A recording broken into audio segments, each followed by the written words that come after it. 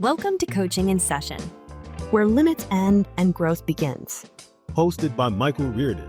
This is your space to challenge the ordinary Unlock your potential and step boldly into your next chapter. Your mindset journey continues. When it comes to looking at your life and looking at your mindset, you might ask, how do I change that? How do I change my mindset? How do I change my life? How do I change my circumstance?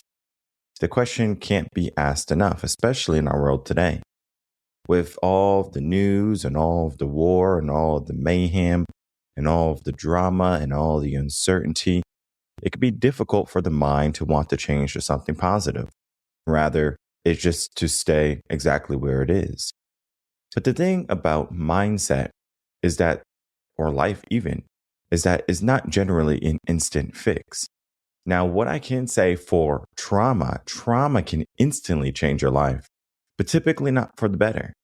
If you get into a car accident, if you lose a loved one or a job or this idea of the future, the entirety of you can break because of a simple domino falling over or just a happenstance in life. Why is it that life and mindset are so fragile, but yet they require so much work to build? Today, we're going to be looking at, well, how can we adjust our mindset? How can we adjust to our future selves rather than our current self? Well, as I said, mindset is not an instant fix. It's not a flip of a switch. It is a gradual build. We have to think of it as going up a hill. We are not just magically up on top of the hill with an elevator or a ski lift. We have to do the work. Of course, we can go to mountains and places that have these types of conveniences, but this is to talk about life. There are no shortcuts in life. As much as I know we talk about tips for success, we talk about tips for glory, we talk about how to get from one point to the other, typically it's not going to be just an easy fix. Mindset is not an easy fix. Changing your life is not an easy fix. It requires work. It requires dedication, devotion. It requires consistency, patience. All of these things are necessary. But how many people are going to follow through with it every single day? Not enough. So we start to look at, well, why are people failing to change? Why can't they believe in the change? There's a lot of negativity and limits that happen to individuals. They get this I can't aspect into their mind. It's not possible aspect in our mind. It's impossible in our mind. These limits truly stop us from progressing, to change our mindset, to change our life. What happens is people, they give themselves hope. And hope is a great thing. Belief is a great thing. We've talked about it on the podcast. But hope and belief without action is just a dream. It's just a happenstance. You're leaving it up to luck. You're leaving it up to circumstance. Where is the direct action from you? And as much as I wish I can say, you should just wait for your chance. Wait for your opportunity in line. But this is not that. We are not at Disney World or Six Flags or Universal Studios or at some amusement park where we wait in line for our chance at amusement, at our chance of attraction, or at our chance for fun. There is something that we have to do besides waiting. We have to be hungry. But this idea of being hungry, very similar to how Les Brown says, you got to be hungry. You got to be hungry for this. Hungry is not simply talking about how we want something and then we pay to get it, or we want something and we try to get it. Think of hunger in itself. Most people, especially in America, do not know what it means to be hungry. Now, I use the word most. Of course, most just simply means 51%. Of course, there's going to be people that are on the streets that are in dire situations. Maybe they're not on the streets, but they can't afford a meal and they're truly hungry. America, as an example, has some of the worst waste in food in the entire world. Why is this? How is this happening? Well, America has a lot. We have a lot of opportunity for dreams, for businesses, for growth, for an idea of being more than what we thought we can ever be. Can we really say who we will be at the end? We can have an idea. We can have a gist. But if I look back at when I was young, 15 years old, or even when I was in my 20s, who would have thought I would be here? Who would have thought my mindset would have evolved to this? Who would have thought my life would have developed into this? Of course, we could have theorized, we could have thought about certain things, but a lot of the things I was planning for was not discomfort. I was planning for comfort. I was saying, okay, I will get this job. It's going to give me this lifestyle. I can be very comfortable. It wasn't, okay, I need to do this to change so I can level up, so I can be a better person. The hungry aspect is no longer about just filling ourselves up so we're satiated. It's about feeling the hunger. Hunger does not feel good. It's discomfort. It's uncomfortable to be hungry. I can't tell you the last time I was truly hungry. Can you? Can you figure out the last time you were truly hungry? Maybe you were on one of those sitcom drama TVs like Survivor and you don't eat for a couple of days. And you might say, wow, my body is hungry. I'm feeling hunger. One of the things I started to do, and if you want to start to do this as well, I encourage it, is I started fasting for about, I think it was like 42 hours or something like that. So I will stop eating on Saturday evening and I won't eat again until Monday afternoon. And it was something kind of on the whim of me saying I wanted to do this because what I was noticing was I was just eating for eating stances. Oh, it's eating time. I have to eat. I'm like my dogs, right? Or my mom's dogs. They eat at 4 p.m. every day. They know when it's time to eat. At 3 o'clock, they start getting antsy. Well, it's time to eat. I'm excited. I'm going to eat. And you have to understand that, Michael, you're only feeding your dogs one time a day. I feed my dogs 3 times a day. But the thing about dogs, or just people in general, is that there was a point in time when they would only eat 1 time a day or maybe once a week or something along those lines. The hunt. Same things with lions. Do they eat every single day? Maybe the ones in captivity. So they're not ripping off people's arms and legs because they're in that drive of hunger. No, they are going to eat on a regular schedule. So the lions in the wild, they'll eat. And then when it's time to eat again, that's when the hunt begins. We don't have that hunter's mentality anymore. We just have that order food mentality or to drive in a drive-through mentality so we can just stop this idea of hungry, to stop this pain of maybe almost being hungry or just this stimulus in the brain saying, oh, it's time to eat because we don't need breakfast. We don't need lunch. We need something sure to hold us over. And we can talk about the best meal of the day and the worst meal of the day.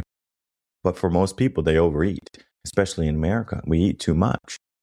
You're not going to get fat if you're just eating enough for what your body needs, understanding your maintenance calories, what you're expending in a day.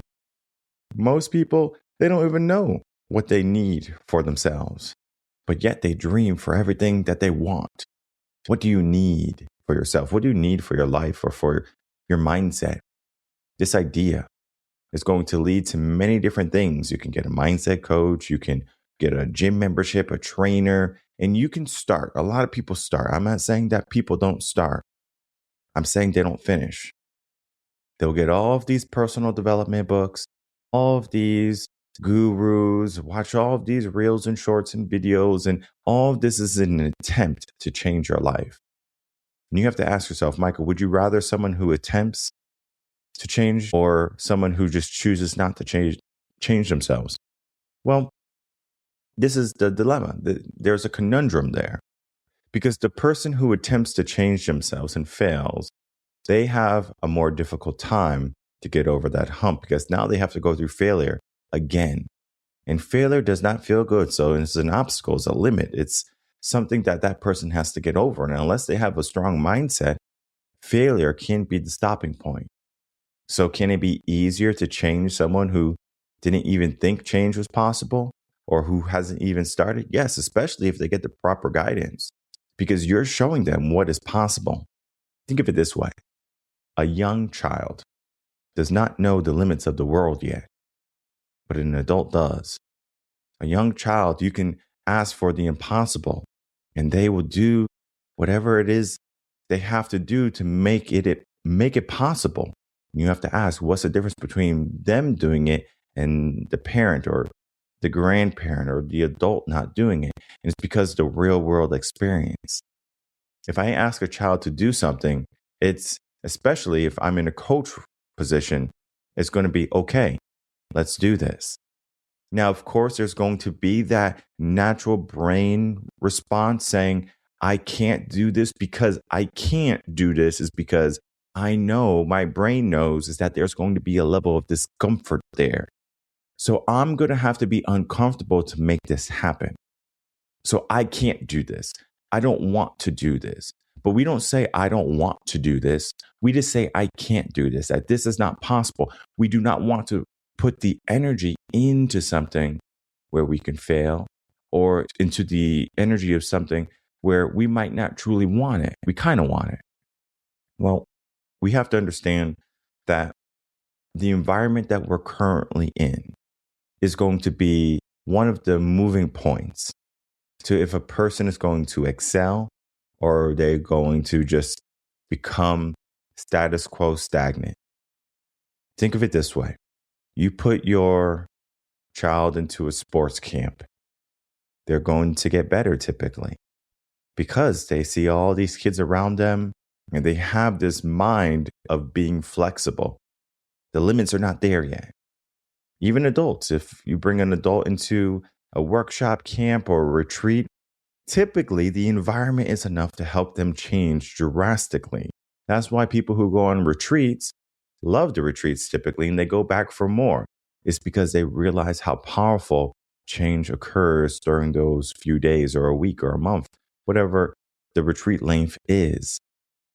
A person or a child can go to a day camp and they're already invigorated. It's like their batteries are so quick to recharge. And this is not to say that our youth is just so flexible today that they can just change all of a sudden and be these amazing people. They have the potential. Now, the environment and what society in general is saying for these young minds is that we can take it easy. You have time. You don't have to push yourself. You don't have to rush.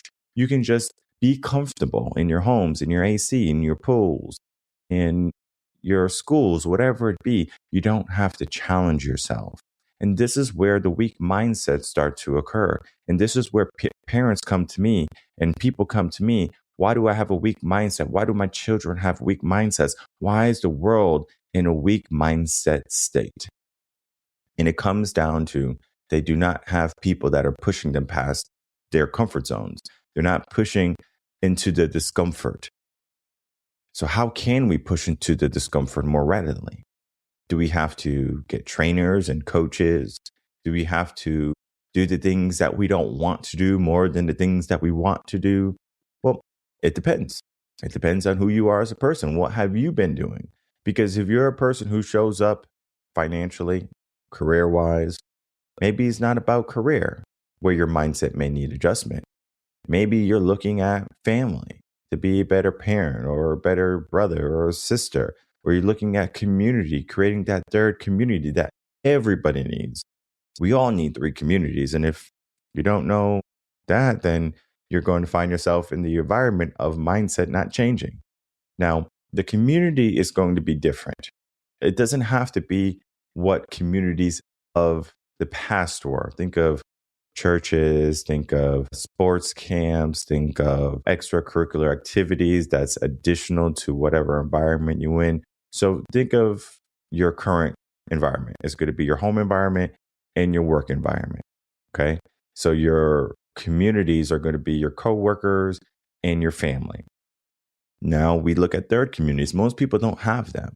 Most people don't have a sports club or a martial arts club or church or whatever.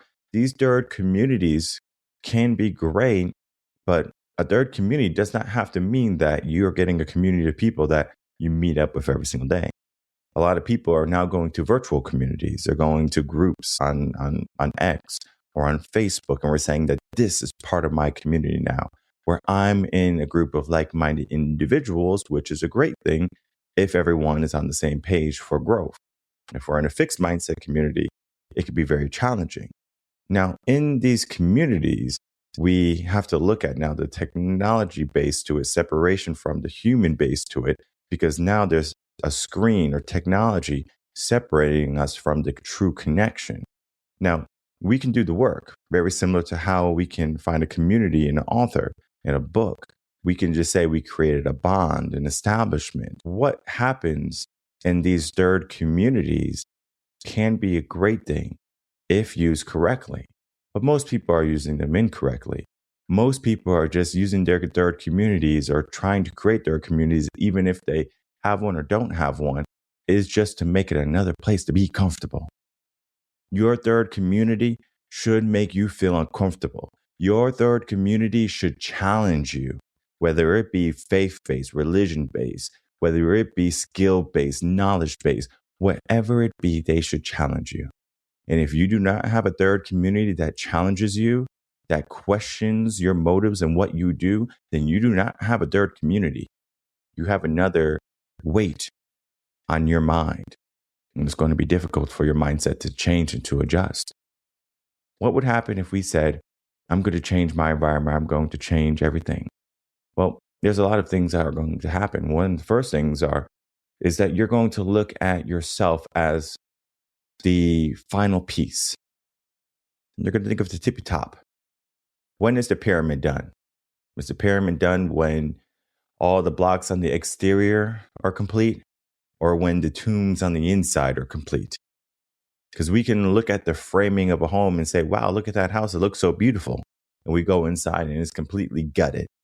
There's no electrical. There are no drywall or cabinets or carpets or tiles.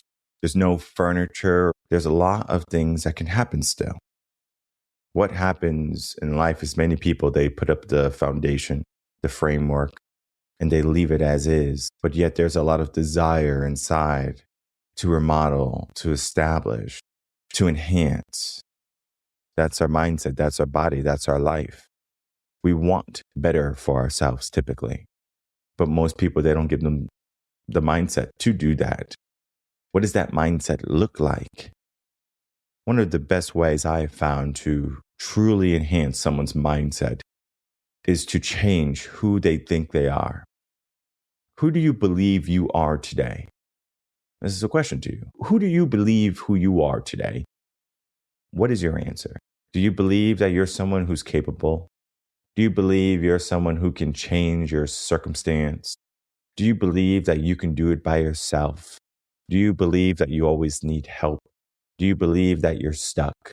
Do you believe that life is too hard or that you were given a bad hand? What do you believe? Well, your beliefs, as we know, they become who you are, your identity. Are you a person who's a beggar? Are you a person who's a survivor, struggling? Are you a person who is forgotten?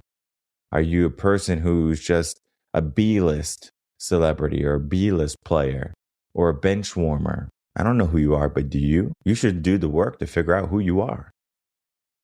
What does your identity say? What does your character say? What does your value say about you? Because if I ask who you are as a person and you say, oh, I'm this nice, charismatic person who's a loving and caring and blah, blah, blah, blah, blah. You tell me all these wonderful things. And then I say, show me. What would you show me first? Would you show me a cover up? Will you show me something that makes you feel good for a moment and then you forget about it? Think of New Year's resolutions. You do something and you stop. Do it once a year. You don't do it consistently. It's not who you truly are. It's just a person you're aspiring to be. And yes, right, great, sure. I want you to aspire to be something. And sometimes it's going to be trial and error. Sometimes there's going to be ups and downs, but identity, once it's solidified, you are that person. It's the last form. You have done all of the works, the foundation work. The identity is the last piece of the puzzle. If you could figure out who you are today, imagine who you can direct yourself to be tomorrow. It doesn't have to be literally tomorrow. It can be in a month. It could be in a year. It could be in a decade. I know in 8 years, I'm going to be totally different than who I am today. My mindset's going to be totally different. It's going to be better. It's going to be stronger. It's going to be more vivid. Everything's going to change. Because I don't want to have a life or situations where I feel, oh, I'm just kind of coasting through life and I'm the same as I was. And sure, we can say that being the same is a good thing. Maybe you're in shape. I'm still in shape. Maybe I'm happy. I'm still happy. But as time progresses, things start to break apart. Think of homes. They need maintenance. Think of cars. They need maintenance. Think of people. We need maintenance. We need to be careful about the foods we eat. We need to understand that we need to build muscle mass and to enhance our body, to challenge ourselves, to be uncomfortable, to do the things that maybe we don't want to do at times so we can strengthen our mind. There's a part in our brain that becomes stronger the more we do the things that we don't want to do. So that's why I say this sometimes on the podcast. I say, oh, if I don't want to do something, I do it immediately. Because I know if I don't do it, we're going to have some problems later down the road. Because it's going to be one of those things where it's a decline, a slow decline, a drip. And it's going to be, before you know it, you're in critical zone. You're like, what happened? It didn't happen overnight. It happened gradually. And you don't see change gradually if you look every day in the mirror. This is why I tell people to transform themselves in a way that they can see the difference. If you want to change your mindset, you journal, you meditate, and you look at who you were to who you are today. Because if you look back a month or a year, you should be a very different person. If you take a picture of yourself in the mirror and you're doing weight loss and a year goes by and you take a picture and you don't see any change, that means you did not have a good system. You did not have a good structure. But if you do see the change, that means you were doing what needed to get done. And it didn't matter about what you looked on week 1. It didn't matter what the scale said. It mattered what the year said. The change happens over time. Mindset happens over time. It's not an instant fix. It's a gradual fix. It's an adjustment. When I went to the chiropractor last year, he gave me adjustments. It wasn't, hey, Michael, I'm going to fix your problem. It's, I'm going to adjust you so we can gradually get you to where you need to be. In life, we need those adjustments. In life, we need those systems in place that are going to help us gradually get to where we are, whether it be our mindset, whether it be our identity, whether it be our idea of what's allotted for us. We have to challenge the old. We have to challenge the old us, because the old us is our opponent. The old mindset is the hurdle. The old body is an obstacle. And all of these require us to challenge it. So ask yourself, are you up for the challenge? Whether you're in a good place or if you're not in a good place, it doesn't matter. You should continually grow. You should continually enhance yourself. This is not, oh, I'm in a really good place, let me coast. Why not be in a better place? Oh, Michael, if I was in a better place, I would just be being greedy. I want you to be greedy. I want you to be hungry to be uncomfortable. I want you to be hungry for change, for better. Whatever that better is for you. Whatever you allot for that or say for that. Look around you. If you see something that needs to be changed and you're not the prime component for that to happen, then there's a conversation that you need to have with yourself. Of course, this conversation doesn't have to be had alone. Oftentimes, you need someone to help guide the conversation. You might have a great idea, or you might just need a push, or you might need a supporting hand. This is what coaching is. This is what support is, where you can reach out to us, revenconcepts.com, get yourself a consultation, learn about how we can help you with that adjustment. Learn how we can help you get from where you are to where you are going to be. And it's going to be something that changes. Because as I said, I'm going to be changing in the next decade. Within the next decade, I'm going to be totally different. The podcast is going to be, again, still mindset, still about support, so still about personal development. But if you look back on the years since 2021, when I started the podcast, how the mind begins to evolve, how the mind begins to change. Mine is no different. And you have to understand, it's about the seeds. It's about taking what you need, not what everything's around you. You're not trying to loot the world. Oh, I need this souvenir. I need this from this place. No. Take what you need. Leave what you don't. We're not trying to clutter our mind or clutter our life. We're trying to give us the essentials that are going to help enhance us.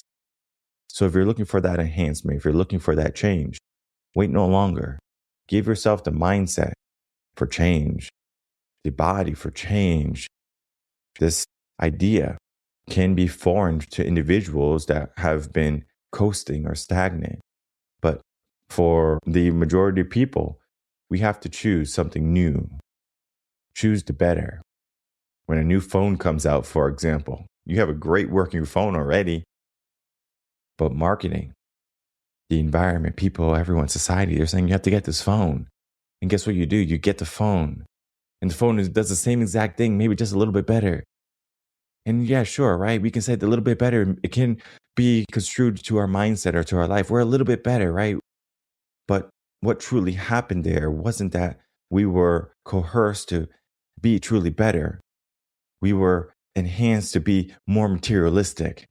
Because if something's a little bit better in our life, we should desire it.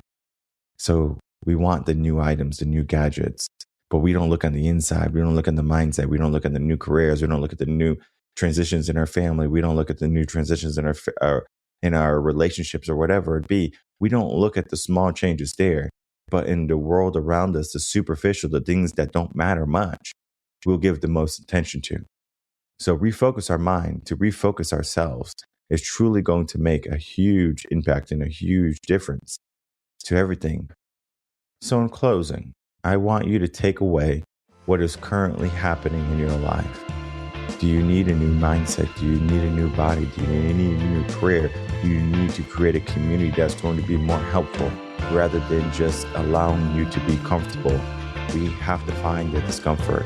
We have to become more consistent. We have to be patient in becoming the people that we are going to become. It's not an overnight thing. It's not overnight oats. It's going to be lifetime oats.